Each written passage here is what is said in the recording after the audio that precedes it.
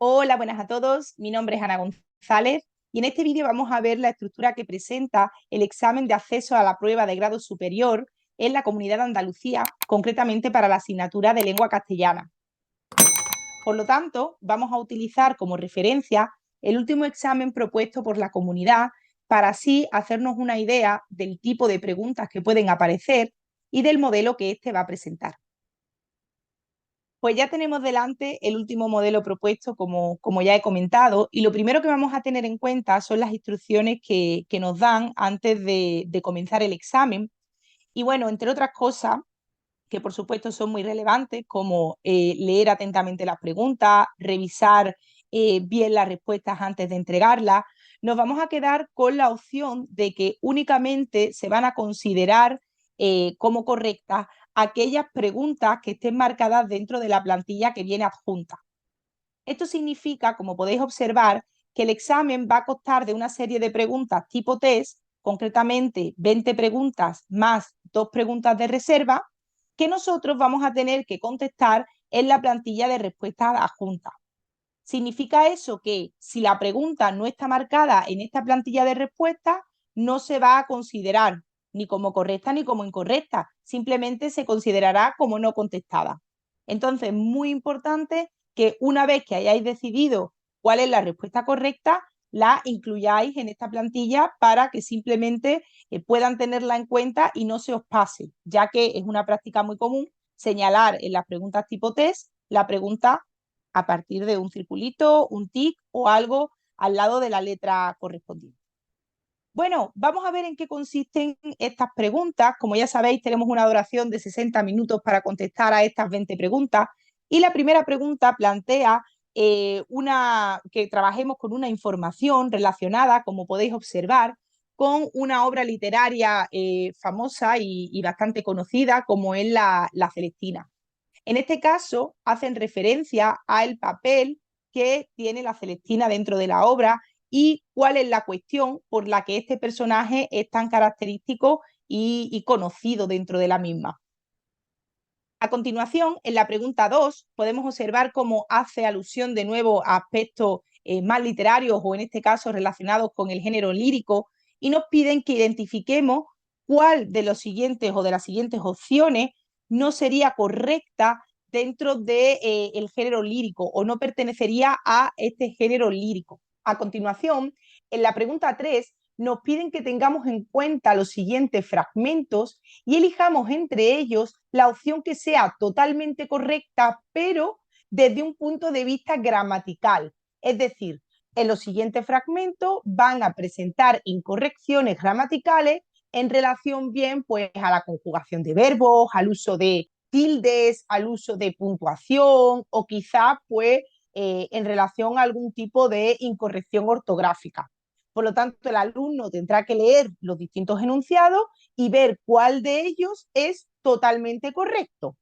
Cuidado con este tipo de preguntas porque no tenemos que tener en cuenta solamente una cuestión, sino varias de ellas. Entonces, recomiendo que antes de decidir cuál es la opción correcta, pues leamos detenidamente cada una de ellas y nos paremos a pensar si todas las palabras que están ahí, pues aparecen de manera apropiada, ¿no? Diríamos en este contexto.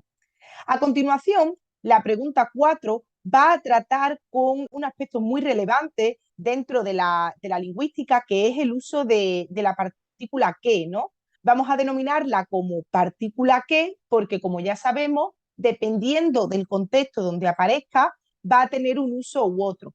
Por lo tanto, en este caso, a partir de una oración, deseamos mucha suerte a los alumnos que están haciendo esta prueba, tenemos que decidir de qué está funcionando esa partícula que, bien si es un adverbio de relativo, una conjunción copulativa, un determinante relativo o un pronombre de relativo. Posteriormente, en la pregunta 5, nos plantean una cuestión en relación a temas literarios y en este caso va a tratar con el género dramático y nos va a preguntar qué nombre reciben los comentarios que el autor incluye dentro de sus obras, en este caso pues obras dramáticas, para informar sobre alguna cuestión relevante, bien en relación a personajes, escenas o acción. Y nosotros, con los conocimientos que tenemos de este género, pues tenemos que elegir la opción que sea más correcta. Posteriormente, en la pregunta 6, haciendo énfasis en este caso a aspectos relacionados con la semántica y el léxico, nos presentan una serie de palabras y nos piden que indiquemos qué relación semántica se da entre ellas, bien si son palabras homónimas, antónimas, sinónimas o pertenecen todas a una misma familia léxica. Es interesante tener en cuenta que las distintas palabras que se van a presentar van a mantener una relación entre sí y somos nosotros quienes tenemos que decidir qué relación es la que se mantiene. Posteriormente, las preguntas 7 y 8 presentan cuestiones en relación a el valor de la partícula se en distintos enunciados. Al igual que ocurría con la partícula que, sabemos que ese se puede adquirir distintas funciones en relación al contexto donde aparezca. Por este motivo, se nos proporcionan dos oraciones, una de ellas es se habla del partido en todas partes y otra aquí se cuidan las formas.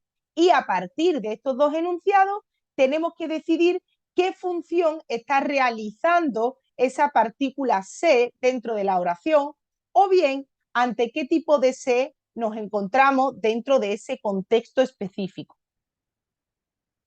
A continuación, en la pregunta 9, vamos a partir de nuestros conocimientos sobre la comunicación y los elementos que intervienen en la comunicación, y en este caso concreto vamos a hacer hincapié en el código, que como ya sabemos es uno de los elementos fundamentales a tener en cuenta dentro del proceso de comunicación. Por lo tanto, tenemos que decidir cuál de esas cuatro opciones se ajusta más pues, a una definición de lo que sería el código o nos permite identificar a qué hacemos referencia cuando hablamos de código, como ya hemos dicho, dentro del proceso comunicativo.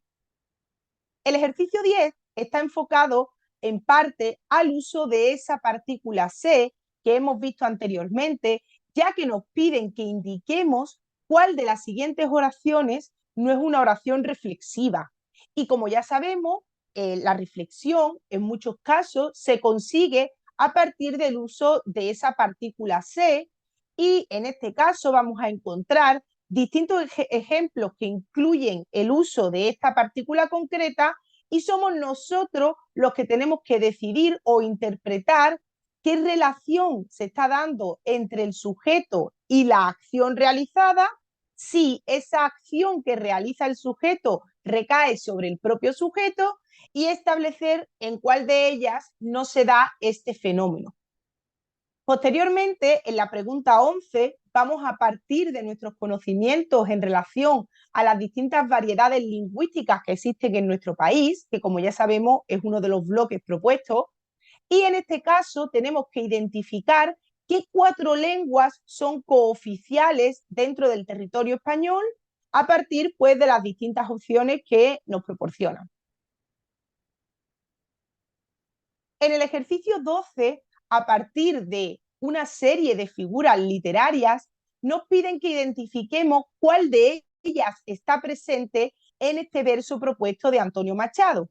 Por lo tanto, partiendo de nuestros conocimientos retóricos y literarios, vamos a interpretar el significado de ese verso y vamos a decidir qué figura literaria es la que está usando el autor para transmitir pues, ese mensaje o esa idea concreta dentro de su obra. Posteriormente, el ejercicio 13 va a presentar un enunciado que nosotros tenemos que interpretar y decidir qué función lingüística se da en él.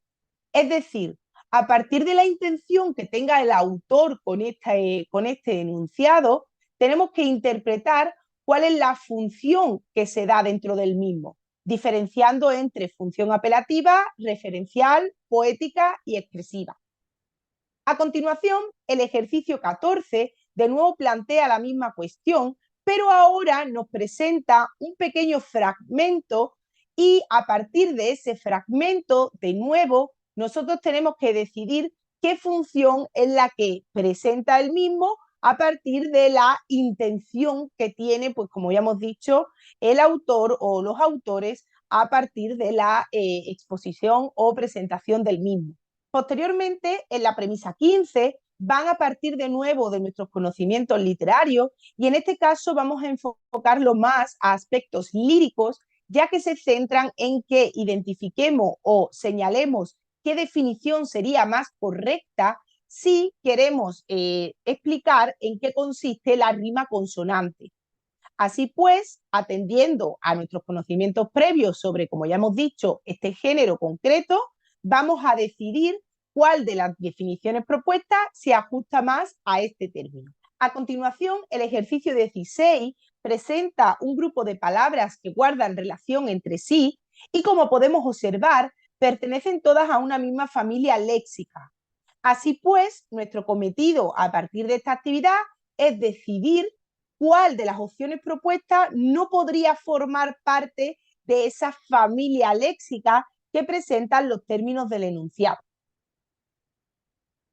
Posteriormente, el ejercicio 17, partiendo de nuevo de las características o particularidades que presentan los distintos géneros literarios, va a preguntarnos o va a presentar una cuestión en relación a la intención comunicativa que puede tener un texto narrativo.